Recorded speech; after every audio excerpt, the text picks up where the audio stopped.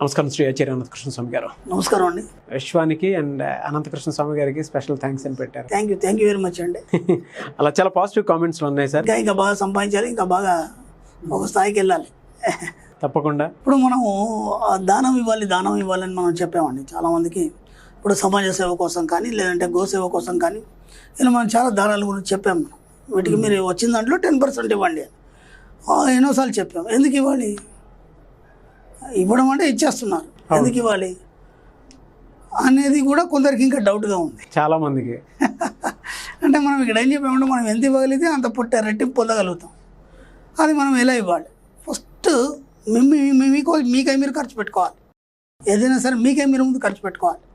అంటే మీరు ఎంతవరకు కరెక్ట్గా ఉన్నారనేది మీకు విశ్వానికి తెలియచేయాలి. ఓకేనా? అంటే మీకోసం మీరు కూడా ఇప్పటివరకు చాలా గొప్పగా ఎప్పుడు ఖర్చు పెట్టుకోలేదు. ఓకేనా? అంటే మీకంటే ఒక చైన్ కానీ లేకపోతే ఒక లాకెట్ కానీ లేదంటే ఇంకేమైనా బ్రాస్లెట్ కానీ ఇవన్నీ ఎప్పుడు కూడా మీకోసం మీరు ఆలోచించలేదు. ఎప్పుడు కూడా పిల్లల కోసం, భార్య పిల్లల కోసం ఆలోచించారు, ఫ్యామిలీ కోసం ఆలోచించారు.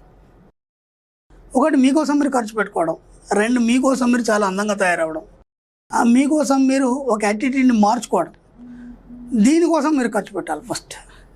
ఓకే, ఫస్ట్ మీరు ఎంతవరకు కరెక్ట్ ఉన్నారు. అందుకే మనం ఏం చేస్తామంటే క్లాస్లో చెప్తాం ఈ దానాలలో దాన్ని ఎలా డివైడ్ చేయాలి, ఎవరెవరికి ఎంత ఇవ్వాలి అనేది. ఓవరాల్గా మనం 10%ని మనం దానం రూపంలో కానీ లేకపోతే ఖర్చు పెట్టడానికి మనం ముందు కేటాయించాలి. ఈ ఖర్చు పెట్టడం వల్ల ఏమవుతుందంటే ఇప్పుడు ఎలా ఉంటుందంటే కొత్త నీరు వచ్చినప్పుడు పాత నీరు వెళ్ళిపోవాలి. అవును, డబ్బులని కూడబెట్టుకుని అలాగే బీరోలో పెడితే దాంతో నీకేం రాదు. ఇప్పుడు నువ్వు ఇవ్వడం వల్ల ఏమవుతుందంటే అది ఎన్నో రకాలుగా ఉపయోగపడుతుంది. మీరు ఒక మంచి డ్రెస్ ఒక 25,000 పెట్టి ఒక మంచి డ్రెస్ కొనుక్కున్నారు, దాని మీద ఎంతమంది ఆధారపడి ఉన్నారు? షోరూంలో మనం కొనుక్కున్నాం, దాన్ని ఒక్కసారి మనం లోతుకి వెళ్ళినప్పుడు దాని మీద ఎంతమంది ఆధారపడి ఉన్నారని అర్థమవుతుంది. ఇప్పుడు ఆ షోరూమ్ కూడా ఎలక్ట్రిసిటీ బిల్ కడతాడు. ఓకే, దానివల్ల ఎలక్ట్రిసిటీ ఎంప్లాయీస్ వాళ్ళందరికీ కూడా ఒక మనం హెల్ప్ చేసిన వాళ్ళం అవుతాం.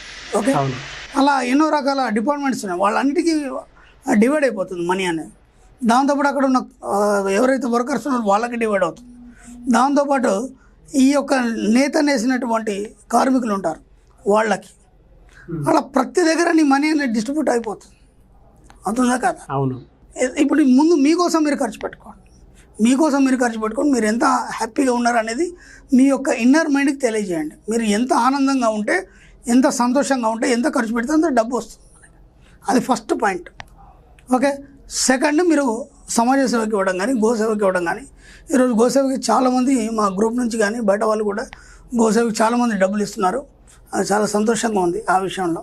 ఎందుకంటే అది ఒక రకమైన సేవ. అది అలాగే ఇంకా తల్లిదండ్రులకు కానీ ఇంకా చాలా రకాలు ఉన్నాయి మన దాంట్లో.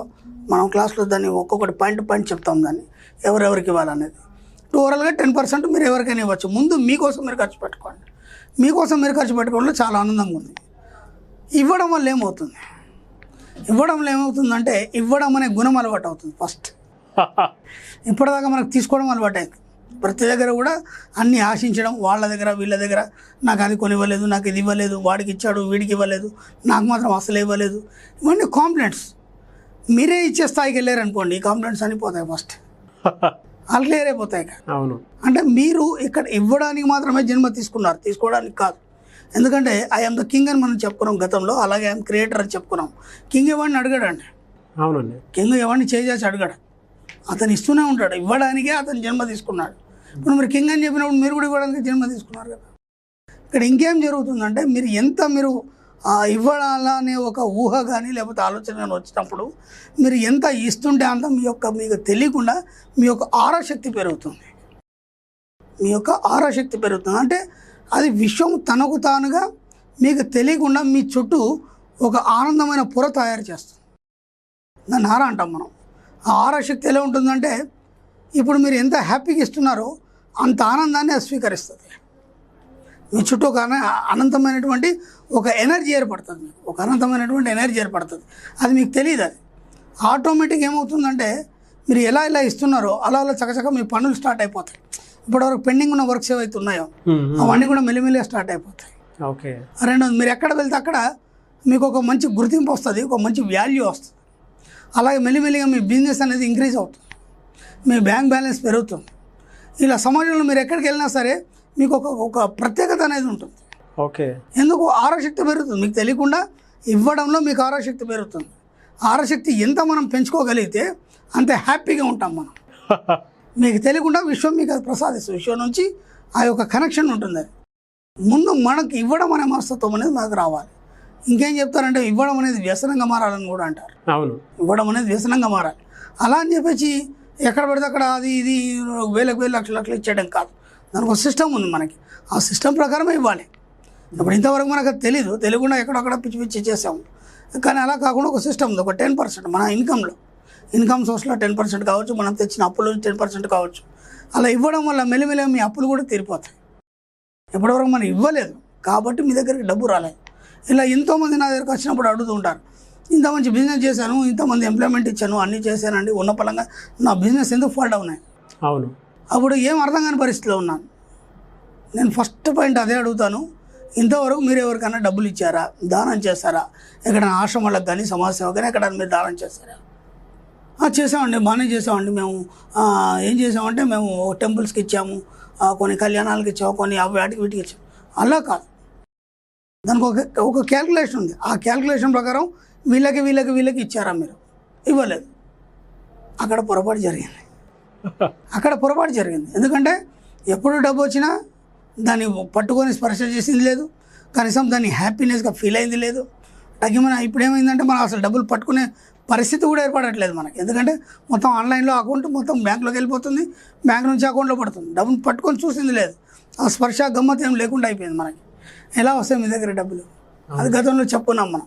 డబ్బు రాగానే ముందు మనం దాన్ని పప్పి తీసుకోవాలి, స్పర్శించాలి ఇవన్నీ. ఆ తర్వాత ఏం చేయాలి? ఖచ్చితంగా నీ దగ్గర ఉన్న వాళ్ళందరికీ నువ్వు ఎంతో కొంత ఇస్తుండాలి. అంటే నీ పరిసర ప్రాంతాలు కానీ ఏదైనా కానీ. మళ్ళీ ఇప్పుడు వర్కర్స్ ఉన్నారు, ఆ వర్కర్స్ కూడా మనం పని అయిపోయిన తర్వాత నువ్వు అప్పుడు రా ఇప్పుడు అని సతాయించద్దు. ఎప్పుడు ఇవ్వాలి వాళ్ళకి? వాళ్ళ పని అయిపోయి చెమటారేలోపే డబ్బులు ఇచ్చేయాలి. చెమట ఆరిపోయేలోపే డబ్బులు ఇచ్చేయాలి. ఎవరిని కూడా ఎక్కడ కూడా ఇబ్బంది పెట్టద్దు. ఎందుకంటే ఇప్పుడు గెచ్ చేసుకుంటాడు వాడు, ఈ పని చేస్తే నాకు ఇంత వస్తుంది. అంతేదిగా ఎలా చెప్పారు? ఇవన్నీ ఉన్నాయండి మన శాస్త్రంలో, ఎప్పుడో ఉన్నాయి ఇవన్నీ. మన పురాణాలు కానీ శాస్త్రాలు కానీ కథల రూపంలో చెప్పారు వాళ్ళు, అందరికీ అర్థమవుతుందని. ఇప్పుడు అవి చదివేంత ఓపిక వాడికి లేదు ఇది. కాబట్టి చెప్పేవాడు లేకుండా అయిపోయినాడు. కాబట్టి కష్టపడేవాడికి ఎప్పుడైనా వాడేం ఊహించుకుంటాడు, ఈరోజు నాకు 1000 రూపాయలు వస్తాయి, సాయంత్రం నేను వెళ్ళేప్పుడు పిల్లలకి తీసుకెళ్ళాలి, లేకపోతే ఈ సరుకులు తీసుకెళ్ళాలని ఊహిస్తాడు. సడన్గా నువ్వు రేపు తీసుకో అన్నావు అనుకో, వాడు ఎంత బాధపడిపోతాడు. వాడు పని కంప్లీట్ అయింది కదా, పని కంప్లీట్ అయినాక ఇంకా నువ్వు పెండింగ్ పెట్టడం ఎందుకు నా ఇబ్బంది పెట్టాలి? ఇప్పుడు కొన్ని సంస్థలు ఉన్నాయండి, నేను మంచి ఎదిగిన సంస్థలు ఉన్నాయి. వాళ్ళు ఫస్ట్ వచ్చే లోపే 1 డే బిఫోర్ శాలరీ చేసేస్తారు అందరికి. ఎంత హ్యాపీగా ఉంటుంది. అడిగేదాకా చూడదు ఎవరికి కూడా అడిగేదాకా చూడద్దు. కాబట్టి ఫస్ట్ వచ్చేలోపే 1 డే బిఫోర్ వస్తే నీదేం పోయింది? ఫస్ట్ అయినా వేయాలి, 5వ తారీఖు అయినా వేయాలి, 10వ తారీఖు దాకా సాగతిస్తారు దాన్ని. అవును, వీడు అడగాలి, సార్ ఎప్పుడు ఇస్తారు? పని చేయట్లేదు, వాడు 4 రోజుల నుంచి దగ్గర పడున్నాడే, ఫస్ట్ లోపల ఇచ్చేస్తే ఎంత హ్యాపీగా ఉంటాడు. ఈ యొక్క ఏమవుతుందంటే వీళ్ళందరి యొక్క బాధ తెలియకుండా అదొక అనంతమైన బ్యాడ్ లేదా నెగిటివ్ శక్తిగా తయారైపోతుంది. ఇదంతా ఒక నెగిటివ్ శక్తిగా తయారైపోయి అది ఒక స్టేజ్కి వచ్చేసరికంటే పెద్ద మొత్తంలో పెరిగిపోయి ఉన్న పరంగా ఆ సంస్థ పడిపోవడం కానీ లేకపోతే మొత్తం లాస్ అయిపోవడం కానీ ఇవన్నీ జరుగుతాయి. తెలీదు, మనం అది దాన్ని లైట్గా తీసుకుంటాం. మనం ఇలాంటి పనులు ఎప్పుడు చేయకండి. ఎంత వీలైతంత మీకు వచ్చిన డబ్బులోంచి 10% తీయాలి అర్జెంటుగా. మళ్ళీ రేపు తీద్దాము, ఎల్లుండి తీద్దాము, ఇంత అవి కాదు. వచ్చిందా రాగానే ఇమీడియట్ తీసి పక్కన పెట్టండి, పోయేదే ఉంది. ఎంత వీలైతంత దానాలు చేయండి. మీ దగ్గర ఉన్న వర్కర్స్ కానీ ఎవరికి ఇబ్బంది పెట్టకండి. పని అయిపోయిందా డబ్బులు ఇచ్చేయండి, అంతే. అంతకంటే ఇంకేం లేదు. చాలా హ్యాపీగా ఉంటారు వాళ్ళు. ఆ హ్యాపీనెస్ అనేది కూడా మీరు ఎంత హ్యాపీగా సమాజానికి ఉంచగలుగుతారో, మీ పరిసర ప్రాంతాల్లో ఎంత హ్యాపీనెస్గా ఉంచుతారో అది కూడా ఒక ఆనందమైన శక్తిగా పెరిగిపోతుంది. మీకు తెలియకుండా పెరిగిపోయి ఏమవుతుందంటే మీ ఆరశక్తి పెరుగుతుంది. అప్పుడు ఆ సంస్థ కలకాలం నిలిచి ఉంటుంది. అది డౌన్ ఫాన్ అలా ఉండదు. ఈ చిన్న పొరపాట్ల వల్ల మనకు తెలియకుండా మనం పట్టించుకోకుండా మన సమస్యలు మనమే కొని తెచ్చుకొని ఇబ్బందులు పడాల్సి వస్తుంది. ఈ చిన్న విషయాలను కనుక మనం గమనిస్తే డబ్బు సంపద విషయంలో ఎప్పుడు కూడా ఎవరు గ్రీన్గా ఉండగలుగుతాం మనం. Sure. Thank you so much sir. Thank you so much Shri Acharya Anantha Krishna గారు.